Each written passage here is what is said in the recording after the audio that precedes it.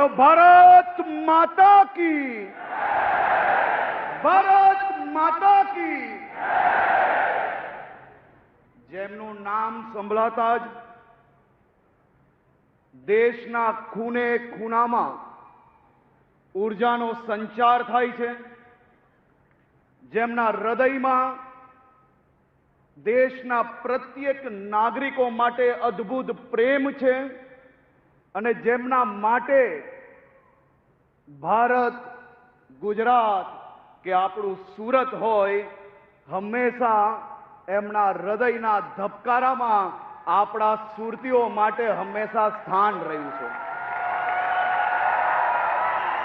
આત્મનિર્ભર ભારતના પ્रणेता आदरणीय प्रधानमंत्री श्री नरेंद्रभाई मोदी साहेबનું દક્ષિણ ગુજરાત અને આખા સુરત વતી હૃદયપૂર્વક ઉમલખાભેર ઉષ્માભર્યું સ્વાગત કરીએ છીએ। આપ સાહેબ સુરતમાં આજે ઉતરતાની સાથે જ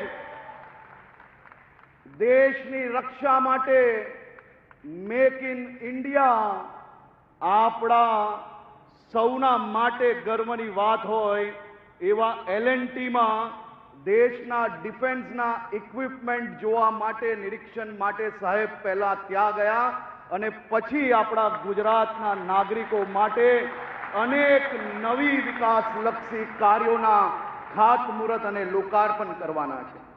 આદરણીય મુખ્યમંત્રી શ્રી ભૂપેન્દ્રભાઈ પટેલ સાહેબ, કેન્દ્રીય મંત્રી શ્રી C.R. પાટીલ સાહેબ, भारतीय जनता पार्टी प्रदेश अध्यक्ष श्री जगदीश भाई विश्वकर्मा जी, मारा साथी मंत्रीओ, श्री सांसद सभ्यश्रीओ, धारासभ्यश्रीओ અને દક્ષિણ ગુજરાત અને સુરત શહેરના સૌ નાગરિકોને હું અહીં સ્વાગત કરું છું। એમ તો મોદી સાહેબ જ્યાં જાય, કોઈ બી રાજ્યમાં જાય તે રાજ્યો માટે વિકાસ કાર્યોની ભેટ લઈને જતા હોય।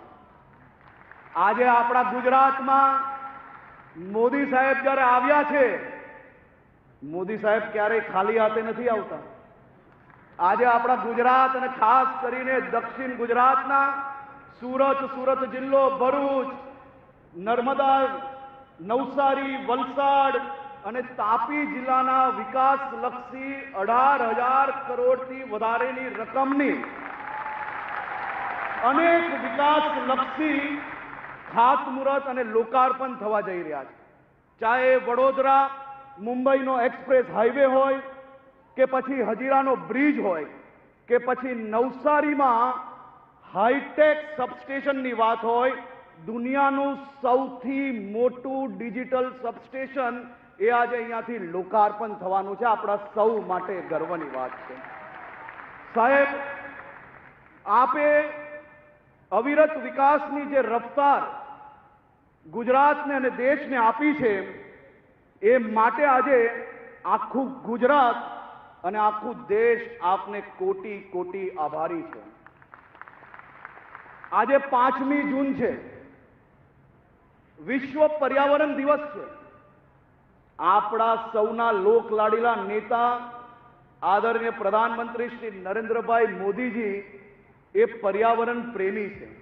આજે આપણે સૌ સુરતીઓએ આદરણીય મોદી સાહેબના સ્વાગત માટે સાહેબે જે દિશા સૂચવી છે એ જ દિશામાં આપણે સૌ લોકો આગળ વધ્યા છે।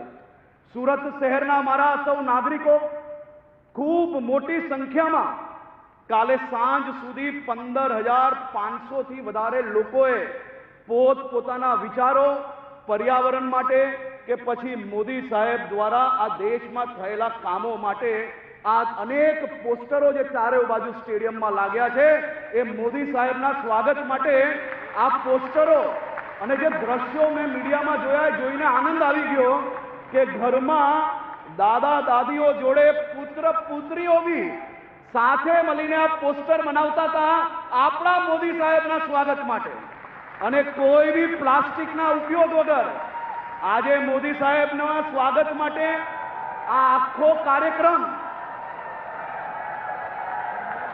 દેશના રાજકીય ઇતિહાસમાં પહેલી વાર થતો હશે એવો કાર્યક્રમ સંપૂર્ણ ગ્રીન પ્રોટોકોલનું ફોલોઅપ જોડે આ કાર્યક્રમ કરવામાં આવ્યો છે.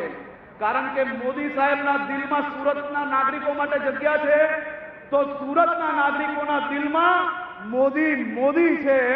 ચારેય દિશામાં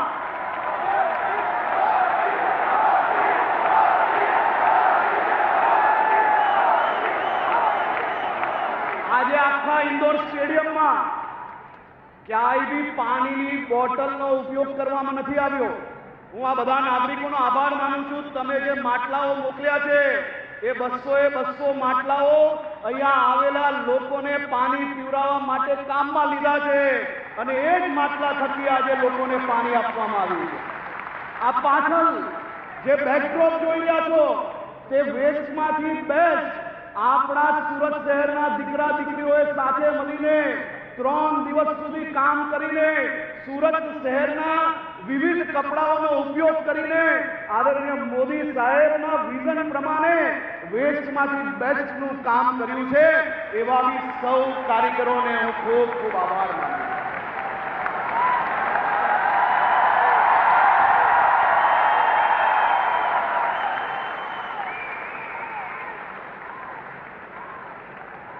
અને સાહેબ આપને તો ખૂબ ખૂબ આભાર માનવો પડે. આ રાજ્ય નહીં, દેશના પ્રત્યેક નાગરિકો વતી આભાર માનવો પડે. સાહેબે ઘરે ઘરે લોકોને વીજળી ફ્રી આપવાનું વિચાર્યું, પણ કઈ રીતે?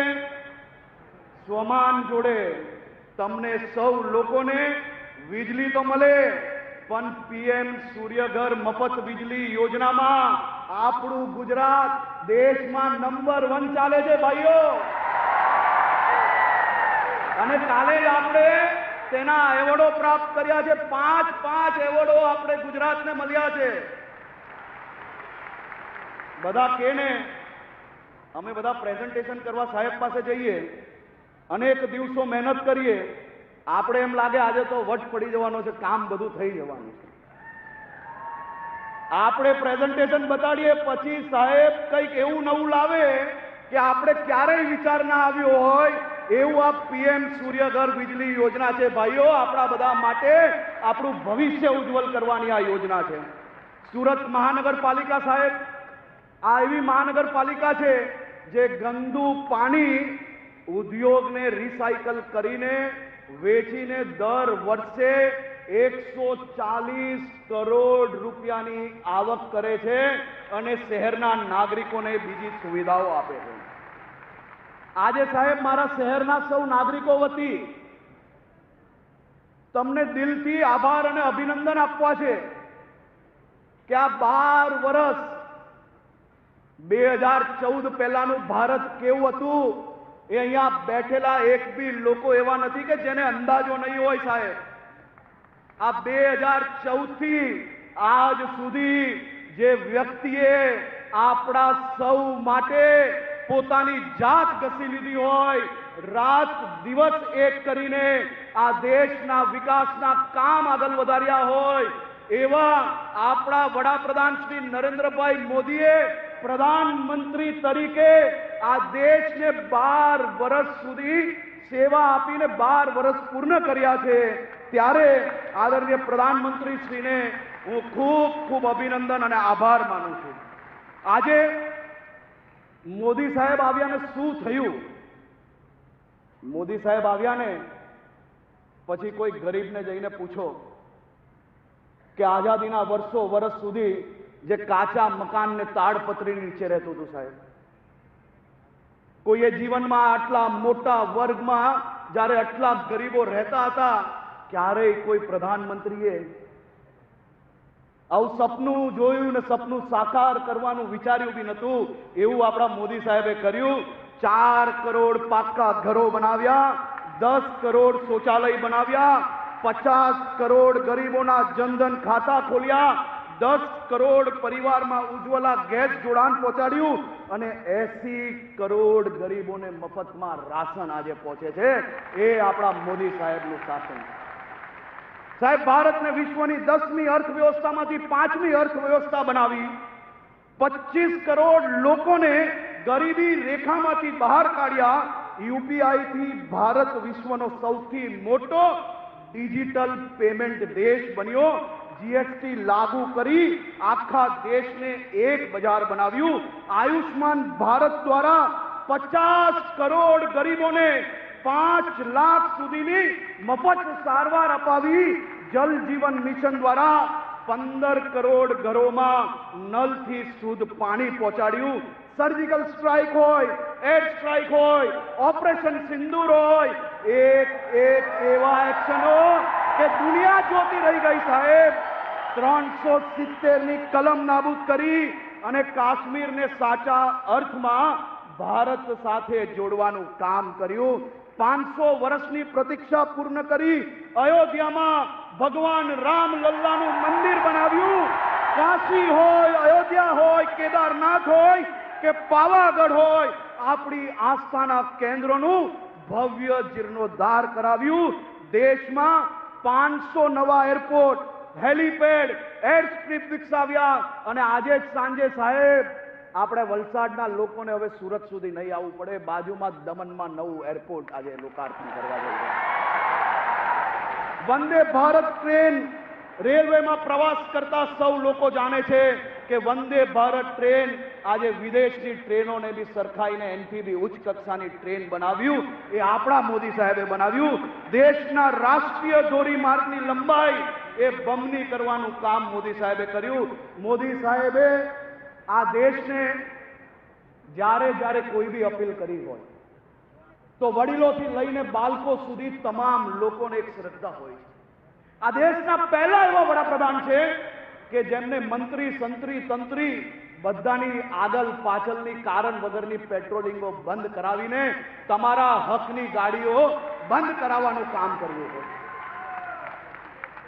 પરંતુ સાહેબ તમે હવે આ દેશની ખૂબ મોટું, આ દેશના કરોડો લોકોની આશા હવે તમારા પર જ છે। અમે બધા જ પેટ્રોલ ડીઝલ જે નહીં વાપરવાનું હોય નહીં વાપરીએ,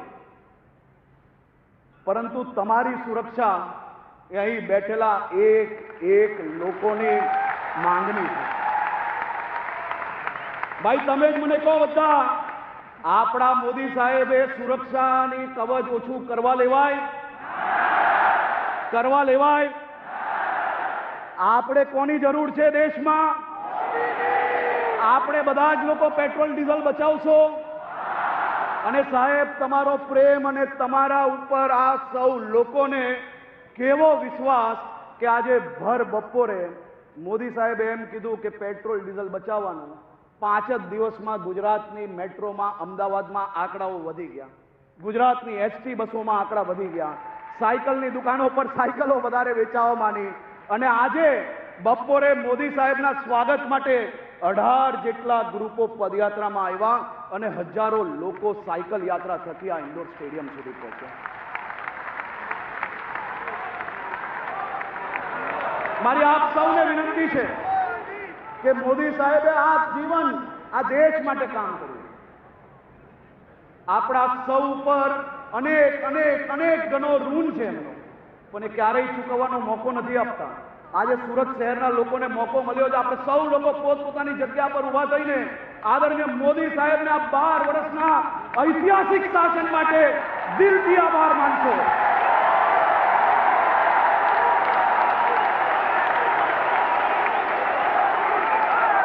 ખૂબ ખૂબ આભાર, ખૂબ ખૂબ આભાર।